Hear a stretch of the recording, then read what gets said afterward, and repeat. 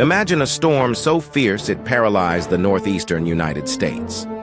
The Great Blizzard of 1888 struck from March 11 to 14, burying cities under up to 55 inches of snow. With winds exceeding 45 miles per hour, it created snowdrifts as tall as 50 feet. Transportation ground to a halt, trapping thousands in their homes and hampering rescue efforts. The storm claimed around 400 lives and highlighted the need for better weather forecasting.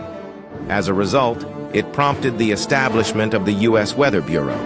This catastrophic event serves as a reminder of nature's unpredictable power and the importance of preparedness in the face of extreme weather.